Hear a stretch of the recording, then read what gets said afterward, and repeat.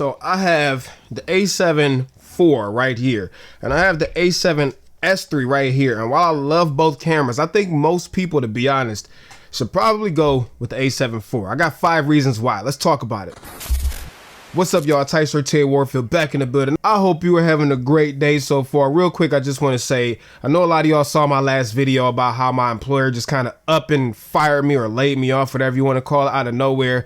And I appreciate all of the immense support, the outreach, like all the messages, DMs, tweets, YouTube comments. Like, I appreciate it so much. This is a very uneasy time for me, and honestly, all of the support, the motivation is one of the big reasons why I'm still smiling right now. It means so much. Thank you so much for y'all support. Let's hop right into it. So I love both of these cameras, right? And I realize that I'm very fortunate, very blessed to own both of these. I'm very thankful. And real quick, we should, try to be more thankful for the stuff that we do have versus thinking about the stuff that we don't have. Be thankful for what you have. The A7S III is a $3,500 camera, which is not cheap. That's United States prices. And the A7 IV is a $2,500 camera. So although $1,000 cheaper, it is not cheap. Neither one of these cameras are perfect. I know y'all snobs gonna come in here on y'all snob horses, coming in the comments like, oh, you didn't, talk about the nuance, and this one's better than this one in this way, and this one's better than that one in that way. Look, all of y'all need to shut up, okay?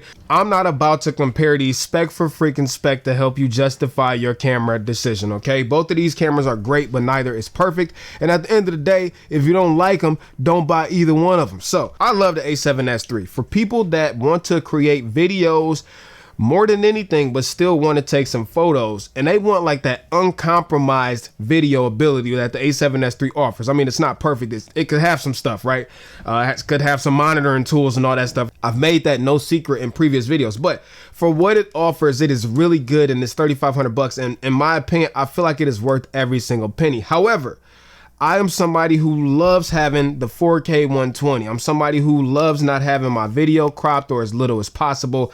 I am somebody that does like to record over HDMI, sometimes in RAW, and those things you are not able to do with the A7 IV. But the reason I'm saying that is because I know I am a power creator when it comes to video. I feel like most people who are considering both of these cameras are hybrid shooters. But I think for most people, for $1,000 less, that the A7 IV comes within about 80% of the performance and better in some ways than the A7S III.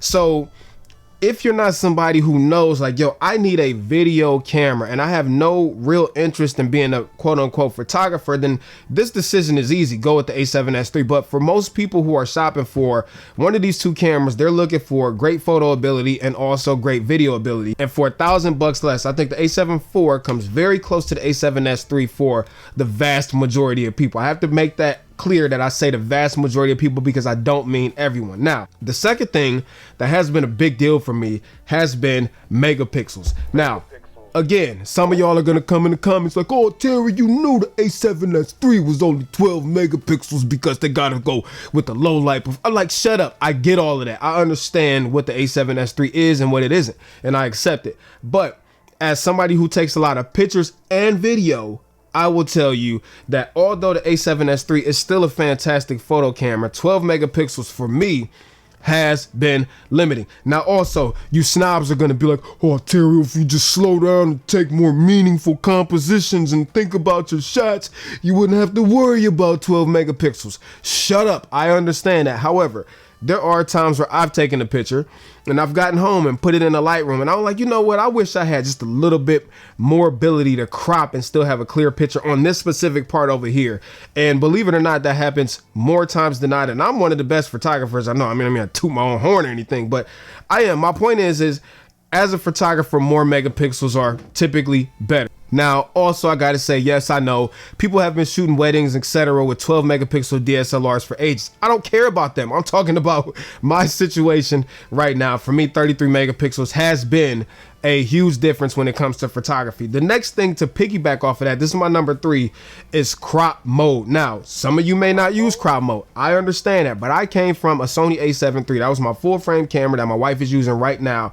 And that camera has crop mode. And A7S III does offer crop mode, but it's not in 4K. It's only in 1080p, whereas the A7 III, A7 IV do offer crop mode in 4K. Now, for photos, I love having 15 megapixel crop mode versus 10 megapixels. There goes that whole megapixel thing we talked about where we're cropping. But for video, having crop mode again in 4K has been hugely powerful to me, because a lot of times I'm doing like my kids' sports events and stuff like that. And honestly, just being able to hit the button, get that extra reach out of my 70-200 or whatever lens I'm using without needing a teleconverter is absolutely clutch. And that is a feature I miss so much over my A7S III. And honestly, it's the reason why most times when I leave the house, I'm taking my A7 IV versus my A7S III. The A7S III has almost become like my studio camera and my camera anytime I want to do some like serious B-roll work. But I usually take my A7 IV specifically because of the megapixels and crop mode. Now for video, the A7 IV obviously is not the A7S III. You know, it doesn't do RAW over HDMI and all that good stuff. But again, for people who need that, they kind of know which one is the camera for them, and they're willing to pay the premium for that, but that's not most cases. The next thing I really want to talk about, and this is a huge deal for me, and it's another reason why I tend to carry my A7 IV over my A7S III, is because of the switch. And y'all know what switch I'm talking about. It is the switch right below your main dial on here that lets you toggle between photo, video, and S&Q. Now, I don't really use S&Q a lot, to be honest, but the switch there for photo and video is absolutely game changing. Let me say that again. It is game changing. There's so many times where I'm shooting a video, whether it's for YouTube, whether it's for a client, whatever. And you know what? I'm like, oh man, that make a bomb thumbnail, or that makes a great picture. I really want to get it real quick. But with this camera, I'm kind of hesitant to do that because it's such a process to switch back and forth between photo and video. I mean, it's not such a process, first world problems, but you get what I'm trying to say. With the A7 IV, while I'm shooting, boom, all I gotta do is stop recording. Flick, I'm in photo mode. I could grab my pictures real quick, flick it right back to video, and go right back to the same video mode I was just shooting in. For hybrid shooters, that has been huge. And I know this is not a new feature on a lot of cameras, but for Sony full frame mirrorless cameras, it is a new feature. And it is one of those features that honestly just changes the whole experience with the camera. My last reason why I think you should go with the A7 IV over the A7S III. And again, I know there's a lot of stuff I'm not talking about. I'm not about to go into every single little detail, but all of the assist and smart functions that the A7 IV has that the A7S III doesn't have. At the time of this video, Sony has not released a firmware update for the A7S III. I really believe it's coming, but right now it hasn't come. Now, after it comes out, this point might not be as important, but as it stands right now, the A7 IV just has some things going for it that the A7S III does not have, like breathing compensation. If you use any Sony primes, like, you know how bad focus breathing can be with any photography base lens, especially a wide one with a fast aperture. I hate it, you know what I'm saying? The A7 IV cures that problem as long as you're using the supported lens on that list. The other features like built-in live streaming, nobody talks about that. The fact that you can just plug in one cable, you don't need a capture card, you don't need any of that stuff, and you can live stream right out of the A7 IV with no additional tools needed is a huge one. All of the other assist features like Very Shutter, Focus Map, Focus Breathing Assist like we talked about, the live streaming ability, and lastly, connectivity. Not a lot of people talk about this either.